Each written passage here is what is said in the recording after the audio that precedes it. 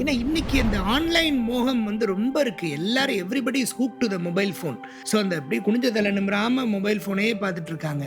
அதில் வரக்கூடிய இன்ஃப்ளூயன்சஸ் தான் அவங்கள வந்து ரொம்ப பாதிக்குது. இப்போ எந்த ஒரு விஷயமா இருந்தாலும் இமீடியட்டாக ஒரு டாக்டரை போய் பார்க்கணுங்கிறத விட டக்குன்னு கூகுள் பண்ணுறாங்க. ஒரு யங் உமனும் ஒரு 10,000 15,000த்துக்கு மாதம் மாதம் வாங்குறாங்க ப்ராடக்ட்ஸ். ஒரு பேக் மாதிரி வச்சுருக்காங்க. நான் முதல்ல அதை எடுத்து வைங்கன்னு சொல்லுவேன் டேபிள் மேலே.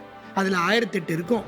அதில் வந்து 99% ஆல்மோஸ்ட் 100% தேவையில்லாததான் இருக்கும். நீ பிடுங்குற ஆணியெல்லாம் தேவையில்லாத ஆணிங்கிற மாதிரி இவங்க யூஸ் பண்ணுற ப்ராடக்ட் எல்லாமே தேவையில்லாதான் இருக்கும். நிறைய இன்ஃப்ளூயன்சஸ் வந்து இந்த க்ரீம் போட்டதுனால தான் ஸ்கின் ஒயிட்டன் ஆச்சு அண்ட் இந்த சீரம் யூஸ் பண்ணதுனால தான் எனக்கு இந்த மாதிரி பெனிஃபிட்ஸ் கிடச்சிச்சுன்னு சொல்லிட்டு இன்ஃப்ளூயன்சஸ் வந்து நிறைய அட்வர்டைஸ் பண்ணுறாங்க.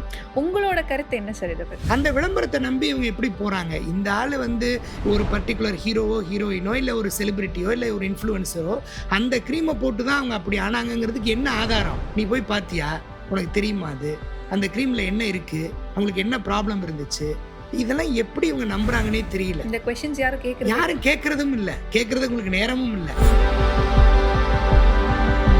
அதுக்கு ஒரு மனசு ஒரு வாயின்னு இருந்தா கதறி அழுதுரும். இது எப்படி இவங்க இந்த மாதிரிலாம் வந்து இதை எப்படி நம்புறாங்க, ஏன் இதை பண்றாங்கங்கிறது ஒரு மனநோய். அதாவது இதை வந்து ஒரு ஆப்சசிவ் கம்பல்சிவ் டிசார்டர்னு சொல்லலாம். அதாவது மிகை விருப்ப கட்டாய மனப்பிறழ்வு. ஸோ ஆஸ் அ டெர்மட்டாலஜிஸ்ட் என்னெல்லாம் பண்ணால் இந்த ஸ்கின்ல இருக்கக்கூடிய டார்க்னஸ், அதாவது நான் அந்த எக்ஸ்ட்ரீம் கண்டிஷன் சொல்லலை, பட் எல்லாருக்கும் வரக்கூடிய இந்த டார்க்னஸை குறைக்க முடியும்னா நீங்கள் என்ன சார் சொல்லுவீங்க? அதாவது இந்த அண்டர்ஆர்ம்ஸில் கிராயின்லாம் வந்து இந்த வேக்சிங் பண்ணி முடியை ரிமூவ் பண்ணுறோம். மற்ற இடங்களில் கூட விமன் வந்து முடியை ரிமூவ் பண்ணுறாங்க, லெக்ஸில் ஆர்ம்ஸ்லாம். அதுக்கு இந்த வேக்சிங் பண்ணும்போது அது ஒரு ட்ரமாட்டிக் ரிமூவல் ஆஃப் ஹேர். இந்த ஷேவ் பண்ணால் ஸ்கின் டார்க் ஆகிடும், ஷேவ் பண்ணால் ஹேர் வந்து திக் ஆகிடும், ரொம்ப கட்ட முடியாயிரும் அப்படிங்கிற அதெல்லாம் பொய். அதெல்லாம் உண்மையே இல்லை. ஷேவ் பண்ணுறதுனால ஸ்கின்னுக்கு எந்த டேமேஜும் ஏற்படாது. ஹேரை மட்டும்தான் அது ரிமூவ் பண்ணும். ஏன்னா அது ட்ரொமேட்டிக்காக புல் பண்ணலை. முடியுடைய அந்த ஹேர் ஃபாலிக்கிலேருந்து அந்த ரூட்லேருந்து அது இழுக்கலை. மேலே இருக்கிற முடியை மட்டும்தான் அது கட் பண்ணுது. 10 இயர்ஸ் பேக் ஒரு அட்வர்டைஸ்மெண்ட்டை பார்த்து ஒரு சோப்போ இல்லை ஒரு ஃபேஸ் வாஷோ வாங்கி ஒருத்தங்க யூஸ் பண்ணாங்கன்னா அதோட கான்சிக்வன்ஸ் வந்து அந்தளவுக்கு பாதிப்பு கொடுக்குமான்னு தெரியல.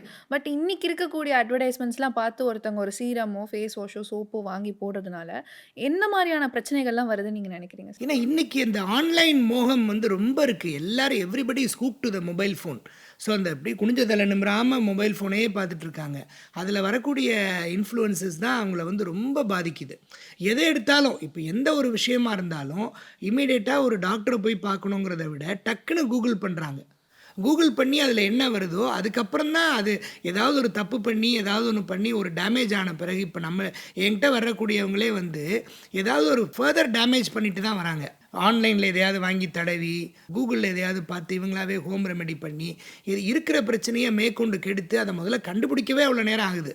ஒரிஜினலாக அவங்களுக்கு என்ன ப்ராப்ளம் இருந்திருக்கும், இவங்க என்ன போட்டிருப்பாங்க, அதனால் என்ன ஒரு கான்டாக்ட் டெர்மடைட்டிஸ் வந்திருக்கும், அதில் என்ன ஒரு இரிட்டன்ட் ரியாக்ஷன் வந்திருக்கும்னு அதெல்லாம் முதல்ல ரிமூவ் பண்ணி அதெல்லாம் நம்ம சரி பண்ணி அப்புறம் தான் ஒரிஜினல் ப்ராப்ளத்தையே நம்ம ட்ரீட் பண்ண வேண்டியிருக்கு. அந்த அளவுக்கு இந்த ஆன்லைன் மோகமோ வெறி, அதாவது ஒரு விதமான மனநோய் தான் அது. இது ஒரு மனநோய். இதை பார்த்துட்டு இவங்களாவே வந்து இப்போ இந்த ஸ்விக்கி ஜொமேட்டோவில் ஆர்டர் பண்ணுற மாதிரி இவங்களாவே என்ன பண்ணுறாங்க, இவங்களுக்கு நமக்கு நாமே டாக்டர் மாதிரி இவங்களாவே அந்த கண்டிஷனை டயக்னோஸ் பண்ணி ஏதோ சும்மா அறகுறையாக இப்படி இருக்குது அப்படி இருக்குன்னு டயக்னோஸ் பண்ணி அதுக்கு இவங்களாவே ஒரு செட் ஆஃப் மெடிசின்ஸு இவங்களாவே ஒரு ப்ரிஸ்கிரிப்ஷன் மாதிரி இவங்களாவே போட்டு அதை ஆன்லைனில் ஆர்டர் பண்ணி போட ஆரம்பிச்சிடுறாங்க. ஒரு யங் உமனும் ஒரு 10,000 15,000த்துக்கு மாதம் மாதம் வாங்குறாங்க ப்ராடக்ட்ஸு. ஒரு பேக் மாதிரி வச்சுருக்காங்க. எல்லாரும் நான் முதல்ல அதை எடுத்து வைங்கன்னு சொல்லுவேன் டேபிள் மேலே. அதில் 1008 இருக்கும். அதில் வந்து 99% ஆல்மோஸ்ட் 100% தேவையில்லாததான் இருக்கும். நீ பிடுங்குற ஆணியெல்லாம் தேவையில்லாத ஆணிங்கிற மாதிரி இவங்க யூஸ் பண்ணுற ப்ராடக்ட் எல்லாமே தேவையில்லாதான் இருக்கும். அதில் 90%க்கு மேலே டேமேஜ் காஸ் பண்ணுறதா இருக்கும். ஸோ இதெல்லாம் பண்ணவே வேண்டாம். இன்ஃபேக்ட் நமக்கு வந்து ஸ்கின் வந்து செல்ஃப் ரிப்பேர் பண்ணிக்கக்கூடியது, தன்னைத்தானே ரிப்பேர் பண்ணிக்கும். எதுவுமே தேவையில்லை. அப்படி ஏதோ ஒரு ப்ராப்ளம் இருக்குது, நமக்கு சந்தேகமாக இருக்குன்னா go and see the doctor. நிறைய இன்ஃப்ளூயன்சஸ் வந்து இந்த க்ரீம் போட்டதுனால தான் ஸ்கின் ஒயிட்டன் ஆச்சு அண்ட் இந்த சீரம் யூஸ் பண்ணதுனால தான் எனக்கு இந்த மாதிரி பெனிஃபிட்ஸ் கிடச்சிச்சுன்னு சொல்லிட்டு இன்ஃப்ளூயன்சஸ் வந்து நிறைய அட்வர்டைஸ் பண்ணுறாங்க. உங்களோட கருத்து என்ன சார் இதை பற்றி? அதான் இதை வந்து வள்ளுவர் வந்து 2200 வருஷத்துக்கு முன்னாடியே எப்பொருள் யார் யார் வாய் கேட்பினும் அப்பொருள் மெய்ப்பொருள் காண்பதறிவுங்கிறாரு. அதே குறளை 2 தடவை பாடியிருக்காரு. எப்பொருள் எத்தன்மை தாயினும் அப்பொருள் மெய்ப்பொருள் காண்பதறிவுங்கிறார். ஸோ ஒரே குரலை, ஒரே பொருள்படும்படியான குரலை 2 தடவை பாடினது 1330 குரல்ல இது ஒண்ணு தான். இந்த ஒரு விஷயத்துக்காக தான். அப்பன்னா ஒரு விஷயத்த இன்னும் ஒரு பெரிய புலவர், ஒரு பெரிய தெய்வ புலவர், அவர் வந்து 2 தடவை சொல்றாருன்னா, அப்ப அந்த காலத்திலேயே இந்த புத்தி இருந்திருக்கு மக்களுக்கு. யாராவது சொன்னா அத அப்படியே கேட்டுக்கிறது அப்படின்னு. அது மாரி எனக்கு என்ன ஆச்சரியமா இருக்குன்னா, இந்த இன்ஃப்ளூயன்சர்ஸ் எத வச்சு இன்ஃப்ளூயன்ஸ் பண்றாங்க? இது எப்படி ஜனங்க இன்ஃப்ளூயன்ஸ் ஆகுறாங்க? அப்படிங்கிறது தான். இது என்ன ஒரு முட்டாள்தனம், என்ன ஒரு பைத்தியக்காரத்தனம்னே தெரியல. ஒரு மனநோய் தான் இது. இவங்க வந்து ஏதோ அவங்க பணம் வாங்கிட்டு தான் பண்றாங்க. இன்ஃப்ளூயன்சர்ஸ் வந்து யாருமே வந்து அந்த விஷயத்தை தெரிஞ்சுக்கிட்டு அதை வந்து ஒரு அவேர்னஸ் கிரியேட் பண்ணணும், இல்லை ஒரு நல்லது பண்ணணும் யாரும் பண்ணுறதில்ல. அவங்க கமர்ஷியலி அவங்களுக்கு they are engaged by a company which produces that product, or maybe அது மாதிரி அவங்கள வந்து கமர்ஷியலாக எம்ப்ளாய் பண்ணுறாங்க. அவங்க அதை வந்து ஒரு விளம்பரப்படுத்துகிறாங்க. அந்த விளம்பரத்தை நம்பி இவங்க எப்படி போகிறாங்க? இந்த ஆள் வந்து ஒரு பர்டிகுலர் ஹீரோவோ ஹீரோயினோ இல்லை ஒரு செலிபிரிட்டியோ இல்லை ஒரு இன்ஃப்ளூயன்சரோ அந்த க்ரீமை போட்டு தான் அவங்க அப்படி ஆனாங்கங்கிறதுக்கு என்ன ஆதாரம்? நீ போய் பார்த்தியா? உனக்கு தெரியுமா அது? அந்த க்ரீமில் என்ன இருக்குது? அவங்களுக்கு என்ன ப்ராப்ளம் இருந்துச்சு? இதெல்லாம் எப்படி இவங்க நம்புறாங்கன்னே தெரியல. இந்த கொஸ்டின்ஸ் யாரும் யாரும் கேட்குறதும் இல்லை. கேட்குறதுக்கு உங்களுக்கு நேரமும் இல்லை. ஏதோ ஒரு பார்த்த உடனே அப்படி ஒரு பிரைட்டாக ஒரு ஃபோட்டோ இருக்கா, டக்குன்னு ஓகே, டக்குன்னு ஒரு இது கிளிக் ஆஃப் த பட்டன் உங்களுக்கு கிடைச்சிருது இல்லை. அது ஒரு மிதமான மனநோய், ஒரு வெறி தான் அது, ஒரு இந்த மாதிரி ஆப்சஷன். இன்ஃப்ளூயன்ஸ் பண்ணப்பட்டு நிறைய ப்ராடக்ட்ஸ் யூஸ் பண்ணுறதுனால ஸ்கின்னுக்கு ஒரு காலகட்டத்துக்கு மேலே இந்த ஸ்கின் பேரியரே போயிடும் அப்படின்ற மாதிரி ஆமாம் சொல்றாங்க. ஆமாம், இது வந்து எந்த அளவுக்கு உண்மை சார்? உண்மைதான். அது வந்து இப்போ நீங்கள் தப்பான ஹார்ம்ஃபுல் ப்ராடக்டை மேலும் மேலும் போட்டுக்கிட்டே இருந்தீங்கன்னா எவ்வளவு டேமேஜ், என்ன எவ்வளோ அடித்தாலும் தாங்குவாங்கிற மாதிரி ஸ்கின் வந்து எவ்வளோ தான் தாங்கும். இன்ஃபேக்ட் ஸ்கின்னு வந்து it's a very very important organ. அது வந்து தன்னையும் ப்ரொடெக்ட் பண்ணிக்கிட்டு தனக்குள்ளே இருக்கக்கூடிய உறுப்புகளையும் பாதுகாக்கணும். அது அவ்வளோ பெரிய ஒரு மிகப்பெரிய ரெஸ்பான்சிபிலிட்டியில் இருக்குது. அது எவ்வளோ தான் தாங்க முடியும்? என்விரான்மெண்டல் டேமேஜே நிறைய நடக்குது. வெயில் அதிகமாக இருக்குது, குளிர் அதிகமாக இருக்குது, மாறி மாறி சுற்றுச்சூழல் பிரச்சனைகள் வந்துக்கிட்டே இருக்குது. சுற்றுச்சூழல் மாசு, தூசி அதிகமாக இருக்குது. எவ்வளவு பிரச்சனைகள் இருக்குது. இது அத்தனையும் மேனேஜ் பண்ணி உங்கள் ஸ்கின் வந்து நார்மலாக, அதுவும் நல்லாவும் இருக்கணும், காம்ப்ளெக்ஷனோடு இருக்கணும், க்ளோயிங்காக இருக்கணும். எவ்வளோ ஆசைப்படுறீங்க நீங்கள்? இத்தனையும் அது பண்ணணும். இத்தனையும் பண்ணிவிட்டு இந்த உள்ளுக்குள்ளே இருக்கிற உறுப்புகளையும் பாதுகாத்துக்கணுன்னா எப்படி அதால் முடியும்? இது பத்தாதுக்கு நீங்கள் கண்டதெல்லாம் தடவி அதுக்கு டேமேஜ் வேறு பண்ணுறீங்க. அதுக்கு ஒரு மனசு, ஒரு வாயின்னு இருந்தால் கதறி அழுதுரும். இது எப்படி இவங்க இந்த மாதிரிலாம் வந்து இதை எப்படி நம்புகிறாங்க, ஏன் இதை பண்ணுறாங்கங்கிறது ஒரு மனநோய். அதாவது இதை வந்து ஒரு ஆப்சசிவ் கம்பல்சிவ் டிசார்டர்னு சொல்லலாம். அதாவது மிகை விருப்ப கட்டாய மனப்பிறழ்வு. ஒரு டக்குன்னு இதை பார்த்த உடனே ஆஹா இதை பண்ணணும் அப்படிங்கிற மாதிரி ஒரு மிகை விருப்பம், ஒரு பேரார்வம் வரும். உடனே என்ன பண்ணுவாங்க, அந்த மொபைல் ஃபோன் பட்டனை கிளிக் பண்ணிட்டாங்கன்னா உடனே அந்த ப்ராடக்ட் ஆர்டர் போட்டுருவாங்க. ஸோ அதாவது அவங்களுக்கு அந்த கண்ட்ரோலே இருக்காது. கட்டாயம் மனசுக்குள்ளே வந்து ஒரு கட்டாய உணர்வு ஏற்படும், ஒரு கம்பல்ஷன். இந்த சின்ன குழந்தைங்க அடம் பிடிக்கிற மாதிரி மனசு அடம் பிடிக்கும். இதை பண்ணு பண்ணு பண்ணு பண்ணுன்னு நம்மளை போட்டு தொந்தரவு பண்ணிக்கிட்டே இருக்கும். டக்குன்னு அதுக்கு அடிமையாயிருவாங்க அவங்க. இப்படியே அடிமையாகி இதை பண்ணிக்கிட்டே இருப்பாங்க.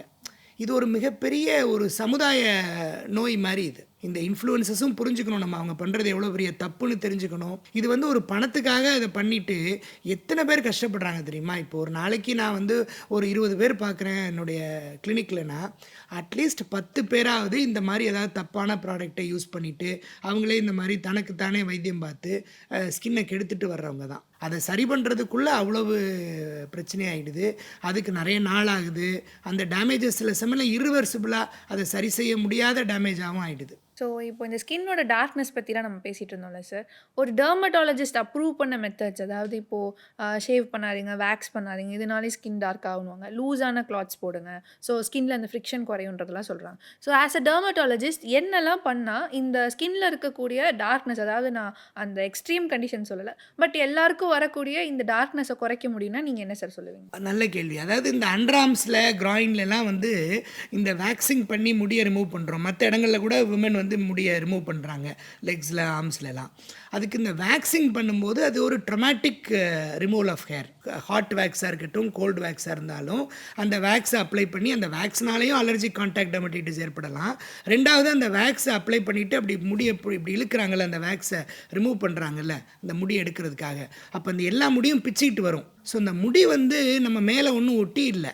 அந்த முடி வந்து ஸ்கின்னுக்கு கீழே இருக்கிற டெர்மிஸில் டீப்பாக அது ஒரு ஹேர் ஃபாலிக்கிளில், அந்த ஹேர் ஃபாலிக்கிள்லேருந்து வருது. ஹேர் ஃபாலிக்குங்கிறது ஒரு பூந்தொட்டி மாதிரி. அந்த தொட்டிலேருந்து முடி வந்து 2 முடி 3 முடி அது மாதிரி வரும். அந்த முடி வந்து உள்ளுக்குள்ளேருந்து வருது, நம்ம டெர்மிஸ் ஸ்கின்னுக்கு அடியிலேருந்து வருது. நம்ம நினைக்கிற மாதிரி ஸ்கின்னுக்கு மேலே அது just it's not stuck on the skin. So அதனால் இப்படி நம்ம ட்ரொமேட்டிக்காக புல் பண்ணும்போது அந்த முடியினுடைய அந்த ஹேர் பல்பு வந்து ஹேர் ஃபாலிக்கல்ல இருக்குது. அது ஸ்கின்னை பிடிச்சி இழுத்து தான் அது வெளியில் வரணும். நமக்கு அதை நீங்கள் ஸ்லோ மோஷனில் அதை ஒரு அனிமேஷன் பண்ணி பார்த்தா தெரியும் அது எந்த அளவுக்கு டேமேஜ் பண்ணுது அப்படின்னு. அது மாதிரி ஒரு லட்சக்கணக்கான முடி, ஆயிரக்கணக்கான முடி, நூற்றுக்கணக்கான முடியை ஒரே சமயத்தில் பிடுங்கி எடுக்கும்போது எவ்வளவு டேமேஜஸ் ஸ்கின்னுக்கு ஏற்படுத்தும். அது ஒரு அந்த ஸ்கின் வழியாக அந்த முடி வரக்கூடிய துவாரத்துக்கு பேர் இன்ஃபண்டிபுலம்னு பேர். அந்த இன்ஃபண்டிபுலர் ஓப்பனிங் எல்லாமே டேமேஜ் ஆகிடும். It will cause folliculitis.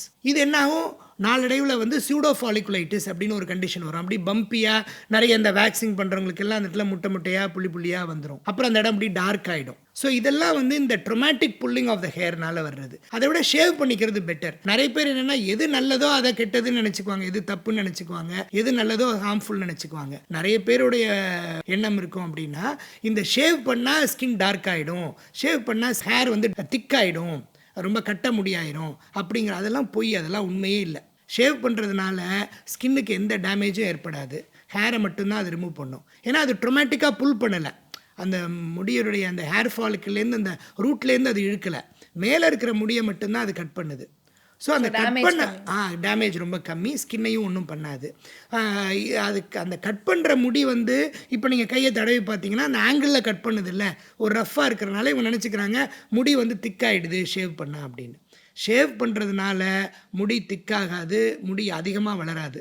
அது ஒரு மிகப்பெரிய மித்து. அது தொன்று தொட்டு பல வருஷங்களாக மக்கள் நினச்சிட்டு இருக்காங்க. நீங்கள் ஐடியலி இப்போ வந்து அன்வான்ட் ஹேரை ரிமூவ் பண்ணணும் பாடியில் அப்படின்னா ரேசர் மூலமாக ஷேவ் பண்ணுறது தான் தி பெஸ்ட். எந்த டேமேஜும் ஏற்படாது. இல்லை உங்களால் முடியும்னா நீங்கள் ஒரு டெர்மட்டாலஜிஸ்ட்டை பார்த்து லேசர் மூலமாக அந்த ஹேரை ரிமூவ் பண்ணிக்கலாம். அது வந்து ஓரளவுக்கு பெர்மனண்ட் ஹேர் ரிடக்ஷன் கிடைக்கும். ஸோ இந்த ட்ரொமேட்டிக் ரிமூவல், இன்னொன்று வந்து சில பேர் இந்த கெமிக்கல் ஹேர் ரிமூவர் யூஸ் பண்ணுவாங்க. ஸோ இந்த கெமிக்கல் ஹேர் ரிமூவர்ஸ் நிறைய பேர் யூஸ் பண்ணுவாங்க. அதுவும் நிறைய டேமேஜஸ் உருவாக்கும். அதுவும் அலர்ஜி கான்டாக்ட் டெர்மடைட்டிஸ் ஏற்படுத்தும்.